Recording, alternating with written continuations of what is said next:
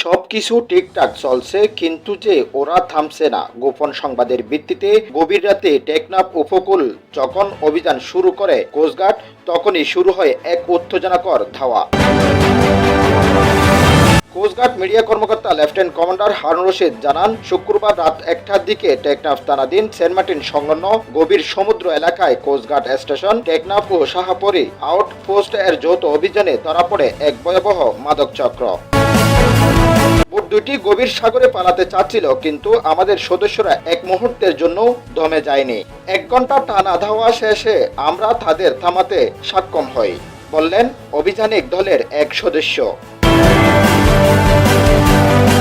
অভিযানে আটক করা হয় 2টি ইঞ্জিন চালিত কাঠের বোট। তল্লাশি চালিয়ে উদ্ধার করা হয় 1,40,000 পিস ইয়াবা, যার বাজার মূল্য আনুমানিক 7,02,000 টাকা। সঙ্গে ছিল 40 প্যাকেট বিদেশি মেরিজ সিগারেট। এ সময় গ্রেফতার করা হয় 17 জন চিহ্নিত মাদক প্রচারকারী।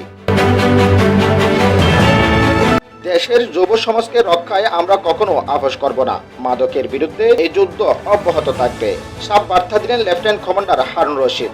আটককৃতদের বিরুদ্ধে আইনগত ব্যবস্থা গ্রহণের কার্যক্রম চলমান রয়েছে। বাংলাদেশ কোস্টগার্ড বলছে, আইন শৃঙ্খলা পরিস্থিতি স্বাভাবিক রাখতে সমুদ্রপথে মাদক প্রচার প্রতিরোধের ভবিষ্যতে এমন অভিযান চালানো হবে। একটি রাত, একটি অভিযান আর একটি বিশাল সাফল্য। সমুদ্রের গর্জনে হার মানল মাদক কারবারিদের ষড়যন্ত্র।